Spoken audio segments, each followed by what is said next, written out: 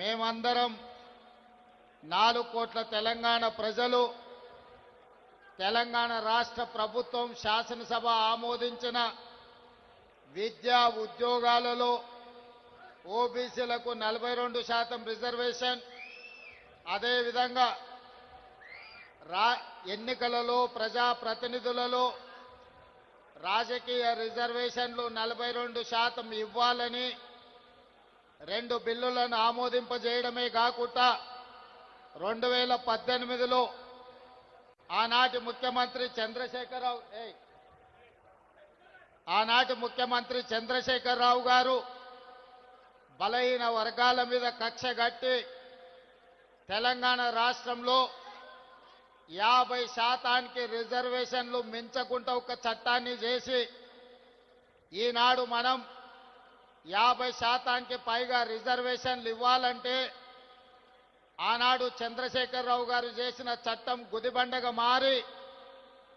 తెలంగాణ రాష్ట్రంలో సర్పంచులుగా, ఎంపీటీసీలుగా, జడ్పీటీసీలుగా, జిల్లా పరిషత్ చైర్మన్లుగా, municipal కౌన్సిలర్లుగా, కార్పొరేటర్లుగా, municipal చైర్మన్లుగా, మేయర్లుగా రిజర్వేషన్ల పరంగా బలహీన వర్గాలకు అన్యాయం చేసే చట్టాన్ని తొలగిస్తూ మన మంత్రివర్గం ఆర్డినెన్స్ను పాస్ చేసి గవర్నర్ గారికి పంపిస్తే విద్యా ఉద్యోగాలలో 42% రిజర్వేషన్లు బలహీన వర్గాలకు, రాజకీయాలలో స్థానిక సంస్థలలో 42% రిజర్వేషన్ల బిల్లులను తెలంగాణ రాష్ట్ర గవర్నర్ రాష్ట్రపతి ఆమోదానికి పంపించారు. ఇదే కాకుండా తెలంగాణ మంత్రివర్గం ఆమోదించిన ఆర్డినెన్స్ 50% పరిమితిని తొలగిస్తూ ఆమోదించిన ఆర్డినెన్స్ను కూడా రాష్ట్రపతి గారికి పంపించడం జరిగింది. దాదాపుగా ఈ బిల్లులు వచ్చి 4 నెలలు పూర్తయినా రాష్ట్రపతి గారి నుంచి ఆమోద ముద్ర పడలేదు. నరేంద్ర మోడీ గారు, భారతీయ జనతా పార్టీ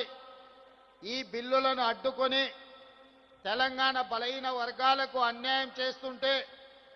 ఇక గల్లీలో ఉండలేక ఢిల్లీలోనే తేల్చుకుందాం పదండి, చలో ఢిల్లీ కార్యక్రమాన్ని తీసుకొచ్చి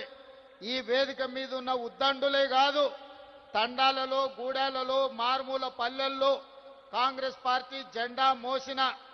ఈరోజు బలహీన వర్గాలకు 42% రిజర్వేషన్లు ఇవ్వాలని 42% రిజర్వేషన్లను నరేంద్ర మోడీ గారు మెడలు వంచైనా తీసుకువెళ్తామని చెప్పి వేలాదిగా ఈరోజు జంతర్ మంతర్లో ఈ ధర్నా దీక్షలో కూర్చున్నారు. మిత్రులారా,